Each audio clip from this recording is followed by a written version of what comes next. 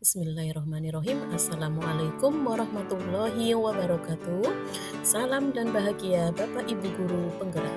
Perkenalkan, saya Apoteker Ninik Medi Susanti, Magister Farmasi, calon guru penggerak dari SMK Semesta Bumi Ayu, Kabupaten Brebes. Aksi nyata modul 1.1 Filosofi Ki Hajar Dewantoro. Dari modul 1.1 saya mempelajari bahwa menurut KHD pendidikan bertujuan untuk menuntun segala kodrat yang ada pada anak untuk mencapai keselamatan dan kebahagiaan. Setelah saya mempelajari modul 1.1 ini, muncul dalam perasaan saya setelah melakukan perubahan. Perasaan saya selama mengikuti pendidikan guru penggerak pada modul 1.1, saya merasa pusat pembelajaran itu selama ini ada pada guru, di mana ini seharusnya ada pada murid. Sehingga yang terjadi apa ketika pusat pembelajaran itu ada pada guru?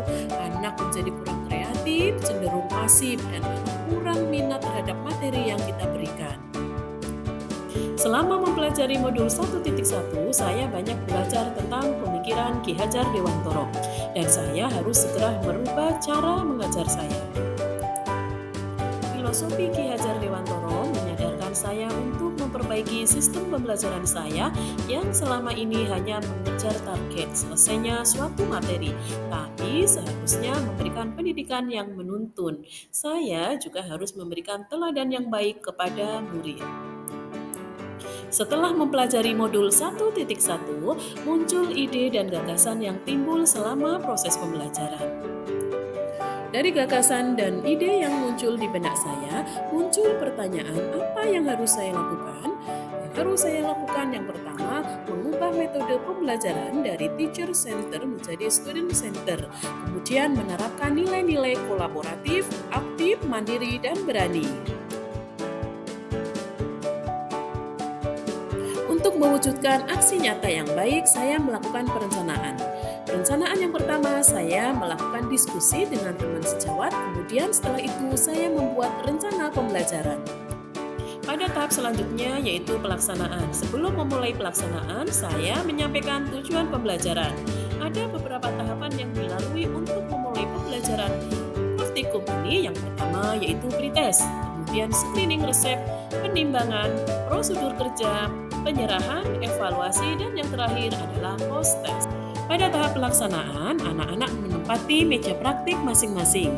Kemudian mereka meracik obat sesuai yang ada di dalam resep, mengemasnya, kemudian menyerahkan kepada guru. Selama proses meracik obat, anak-anak terlihat sangat antusias sekali. Mereka semangat sekali mengerjakan resep yang diberikan oleh guru, mengerjakan secara runtut, teliti, dan benar. Setelah selesai meracik obat, anak-anak menyerahkan hasil praktikumnya kepada guru dengan disertai KIE, komunikasi, informasi, edukasi yang terkait dengan obat meliputi nama pasien, aturan pakai, dan tempat penyimpanan. Refleksi proses pembelajaran hari ini terlihat anak-anak begitu senang, semangat, dan antusias mengerjakan resep. Setelah itu, mereka membahas resep tersebut bersama temannya. Setelah selesai pembelajaran, ada beberapa yang perlu saya evaluasi, yang itu merupakan tantangan dan solusi yang harus saya lakukan. Tantangan yang pertama, masih ada beberapa anak yang belum bekerja secara runtut. Artinya, apa yang mereka kerjakan belum sesuai dengan prosedur kerja yang mereka tulis. Kemudian yang kedua, ada beberapa anak yang belum bisa berkomunikasi dengan baik pada saat penyerahan obat. Jadi, ketika proses penyerahan obat, anak harus menyampaikan untuk siapa obat itu diberikan, kemudian aturan pakainya dan bagaimana penyimpanannya. Kemudian solusi yang dapat saya lakukan yang pertama yaitu melakukan bimbingan secara individu, kemudian melatih anak untuk bisa berkomunikasi yang baik dan efektif.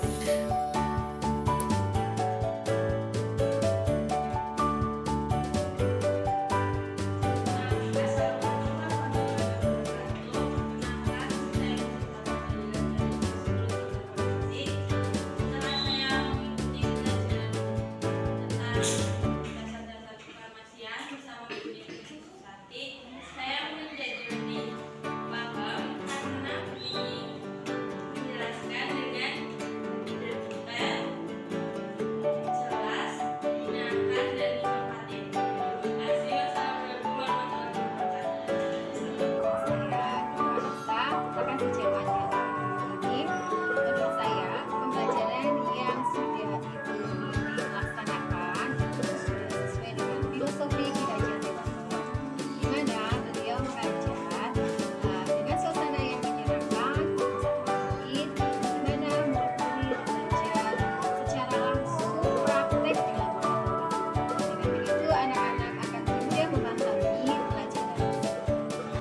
Demikian aksi nyata saya. Terima kasih. Salam guru penggerak, tergerak, bergerak, dan menggerakkan. Assalamualaikum warahmatullahi wabarakatuh.